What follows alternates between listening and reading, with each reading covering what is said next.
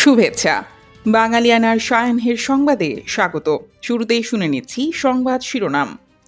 আলুর নিম্নমুখী দামে কৃষক দিশেহারা, মরার উপর খাঁড়ার ঘা হিসেবে যোগ হয়েছে বৃষ্টিতে পচন। কৃষকরা বলছেন প্রণোদনা ছাড়া টিকে থাকা সম্ভব নয়। এবার অন্যান্য সংবাদের সঙ্গে বিস্তারিত। পুরো মার্চ মাস জুড়ে থাকছে বাঙালিয়ানার বিশেষ আয়োজন রক্তস্নাত মার্চ। দেখতে চোখ রাখুন বাঙালিয়ানায়।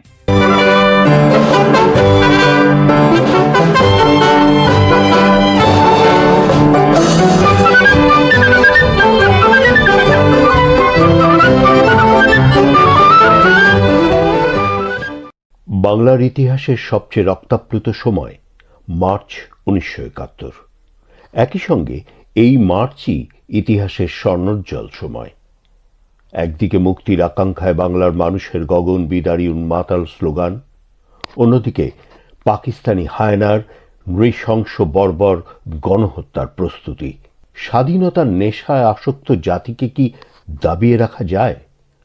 গণহত্যা, আগুন আর ধ্বংসের বধ্যভূমি থেকে বাংলার জনতা ফিনিক্স পাখির মতো উড়াল দিয়ে নীল আকাশে এঁকে দিল লাল সবুজ পতাকা। মুক্তির আকাঙ্ক্ষায় উদ্বেলিত জনতার সংগ্রামমুখর ঘটনাবহুল 1971-এর মার্চ নিয়ে বাঙালিয়ানার প্রতিদিনের আয়োজন রক্তস্নাত মার্চ। স্বাধীনতার ক্ষণ গণনায় আজ 28 মার্চ 1971 রোববার। গতদিন সন্ধ্যার পর থেকে শুরু হওয়া গোলাগুলির শব্দ ভোর হওয়ার সাথে সাথে থেমে যায়। সকাল 7টা থেকে 12টা পর্যন্ত কারফিউ শিথিলের ঘোষণা হলেও পরে সময় বাড়িয়ে বিকাল 4টা পর্যন্ত কারফিউ তুলে নেওয়া হয়। ঢাকা শহর এক ভুতুড়ে সন্ত্রস্ত নগরীতে পরিণত হয়। সেই কালো রাতের পর এদিন দুপুরের দিকে ঢাকা শহরের কিছু কিছু এলাকায় বিদ্যুৎ ব্যবস্থা স্বাভাবিক হয়। আতঙ্কিত দিশেহারা মানুষ ছুটে বেড়াচ্ছে এখানে সেখানে, কেউ স্বজন সন্ধানে, কেউ খাদ্যের সন্ধানে। অধিকাংশ মানুষ যারা সরকারি চাকুরি, ব্যবসা বা অন্যান্য কারণে একেবারেই ঢাকা থেকে অপারগ, তারা ছাড়া আর প্রায় সকলেই শহর ছেড়ে গ্রামে চলে যাওয়ার ব্যবস্থা করে। রংপুর শহর ও ক্যান্টনমেন্ট এলাকার আশেপাশের গ্রাম থেকে সাধারণ বাঙালি, হাজং ও সাঁওতালরা লাঠি, বল্লম, তীর ধনুক নিয়ে এদিন রংপুর ক্যান্টনমেন্ট আক্রমণ করে। রংপুর ক্যান্টনমেন্টের জিওসি লেফটেন্যান্ট কর্নেল সগিরের নির্দেশে 29 ক্যাভেলারি বাহিনী নির্বিচারে গুলি চালিয়ে শতাধিক মানুষ হত্যা করে এবং পরে রাতের অন্ধকারে মরদেহগুলো জ্বালিয়ে দেয়। দুদিন খবরের কাগজ বন্ধ থাকার পর এদিন দ্য পাকিস্তান অবজারভার প্রকাশিত হয়। পাকিস্তানি সরকারের বিভিন্ন প্রেস নোট মারফত প্রাপ্ত সংবাদে ভরা ছিল 4 পৃষ্ঠার কাগজ। এখানেই ছোট্ট করে শেখ মুজিবকে গ্রেফতারের খবর বের হয়। এদিন সকালে স্বাধীন বাংলা বেতারের সকালের অধিবেশনে মেজর জিয়া আগের দিন গভীর রাতে দেয়া ভাষণের ভুল সংশোধন করে শেখ মুজিবের নামে পুনরায় বেতারে বক্তব্য প্রদান করেন। এদিন স্বাধীন বাংলা বিপ্লবী বেতার কেন্দ্র থেকে বিপ্লবী শব্দটি মেজর জিয়ার পরামর্শে বাদ দেয়া হয়। এদিন প্রথমবারের মতো আন্তর্জাতিকভাবে গণহত্যার প্রতিবাদে এবং স্বাধীনতার প্রত্যয়ে বিশাল সমাবেশ ও বিক্ষোভ করে বিপুল সংখ্যক প্রবাসী বাঙালি। লন্ডনের এ সমাবেশে অংশ নেন বিদেশিরাও। চট্টগ্রামের দক্ষিণ থেকে বেলুচ রেজিমেন্ট, উত্তর থেকে চট্টগ্রাম সেনানিবাস এবং কুমিল্লা ক্যান্টনমেন্ট থেকে অগ্রসরমান পাক সেনাদের হামলায় বাঙালি সেনা, ইপিআর, পুলিশ ও জনতার প্রতিরোধ ব্যূহ টিকতে পারে না, তাই তাদের পিছিয়ে আসার কৌশল নিতে হয়। পাকিস্তানি নৌবাহিনী চট্টগ্রাম শহরের বিভিন্ন লক্ষ্যবস্তুর উপর গোলা নিক্ষেপ করে তাদের নৌবহর থেকে। সারা দেশে পাক বাহিনীকে প্রতিরোধের মুখে পড়তে হয়।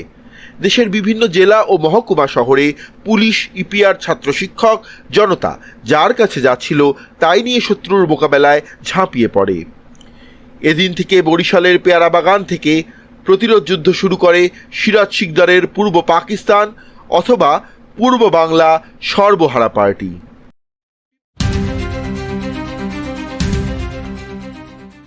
অকাল বৃষ্টি ও শিলাবৃষ্টিতে দেশের উত্তরাঞ্চলের বিস্তীর্ণ এলাকার আলু ক্ষেত তলিয়ে গিয়ে নতুন করে বিপাকে পড়েছেন চাষিরা। বগুড়া, জয়পুরহাট, গাইবান্ধা, দিনাজপুর ও পঞ্চগড়ের বিভিন্ন এলাকায় ক্ষেতের নিচু অংশ পানিতে তলিয়ে থাকায় মাঠে থাকা আলু পচে নষ্ট হচ্ছে। বিশেষ করে যেসব জমিতে এখনো আলু উত্তোলন শেষ হয়নি সেসব ক্ষেতে ক্ষতির পরিমাণ বেশি দেখা যাচ্ছে। শিলাবৃষ্টির কারণে দেরিতে লাগানো আলুর গাছও ক্ষতিগ্রস্ত হয়েছে। ফলে ফলন ও বীজ দুই ক্ষেত্রেই ক্ষতির আশঙ্কা বাড়ছে।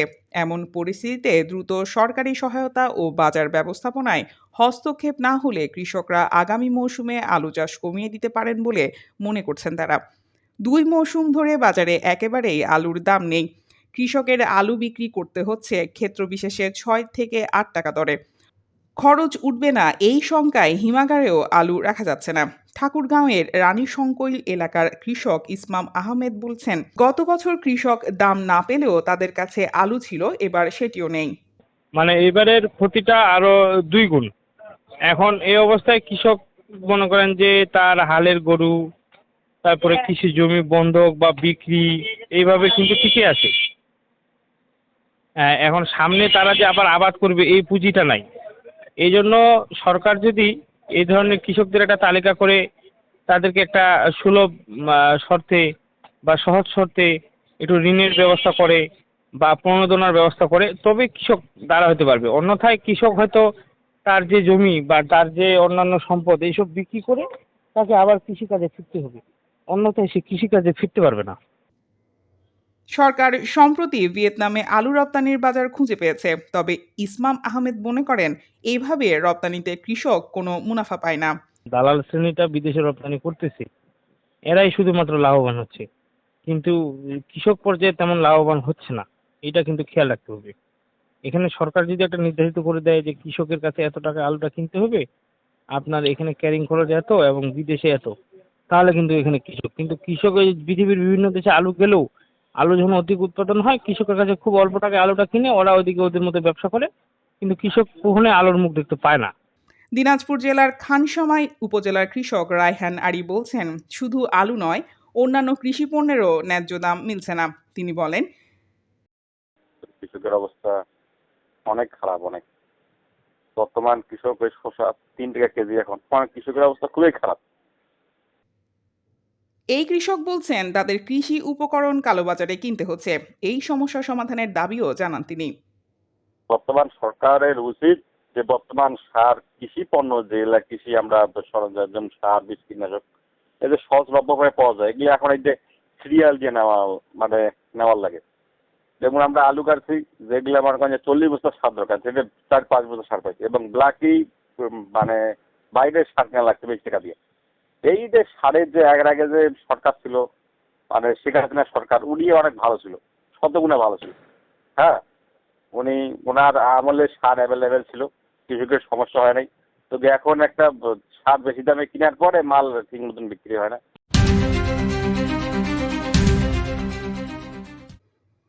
রাজধানীতে হামের প্রাদুর্ভাব দেখা দেওয়ায় মহাখালীর সংক্রামক ব্যাধি হাসপাতাল এখন শয্যার চেয়ে রোগী বেশি।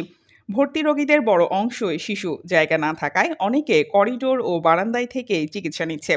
২৭ মার্চ শুক্রবার বিকাল পর্যন্ত হাসপাতালে ১.৫ শতাধিক রোগী ভর্তি ছিল। হাসপাতালের ওয়ার্ডগুলো এখন রোগীতে পূর্ণ। বেড না পেয়ে অনেক রোগীকে বারান্দা বা করিডোরে রেখে চিকিৎসা দিতে হচ্ছে। হামের ফলে অনেক শিশু নিউমোনিয়া ও হার্ট ফেলিওরের আক্রান্ত হচ্ছে। গত ১৯ মার্চ চাঁদপুরের হাজীগঞ্জের ১১ মাসের শিশু আব্দুর রহমানের মৃত্যু হয় সংক্রামক ব্যাধি হাসপাতালে চিকিৎসাধীন অবস্থায়। স্বজনদের ভাষ্য, রোজার আগে প্রথমে ডেঙ্গু আক্রান্ত হয় শিশুটি। পরে কুমিল্লার ময়নামতি হাসপাতালে ১৫ থেকে ২০ দিন চিকিৎসা শেষে ছাড়পত্র দেওয়া হয়।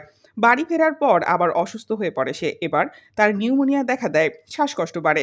স্থানীয়ভাবে কয়েক জায়গায় দেখানোর পর ঢাকায় আনা হয়। এক পর্যায়ে বারডেম 2-এ নেওয়া হয়েছিল তাকে।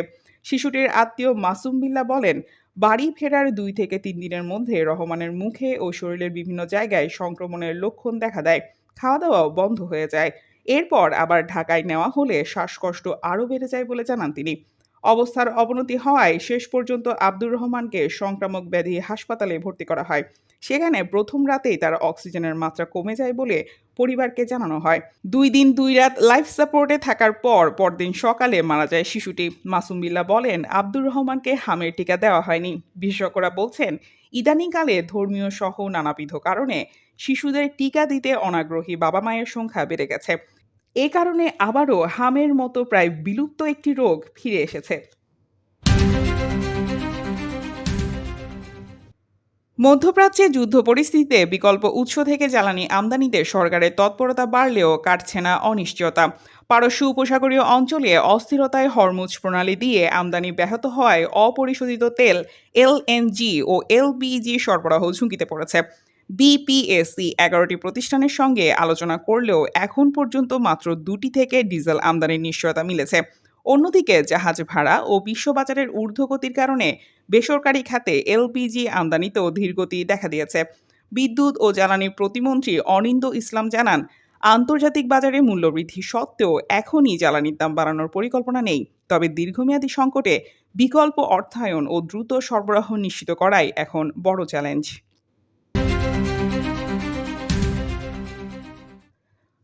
বিদ্যুৎ ও জ্বালানি মন্ত্রী ইকবাল হাসান মাহমুদ টুকুকে আপাদমস্তক নাস্তিক ও ইসলাম বিদ্বেষী বলে আখ্যায়িত করেছেন কুষ্টিয়া 3 আসনের সংসদ সদস্য আমির হামজা। জামায়াত ইসলামীর এই সাংসদ 27 মার্চ শুক্রবার সদর উপজেলার হাটস হরিপুর বড় মসজিদে খুতবার আগে এই মন্তব্য করেন। তার ওই বক্তব্যের 1 মিনিট 46 সেকেন্ডের একটি ভিডিও সামাজিক যোগাযোগ মাধ্যমে ছড়িয়ে পড়েছে।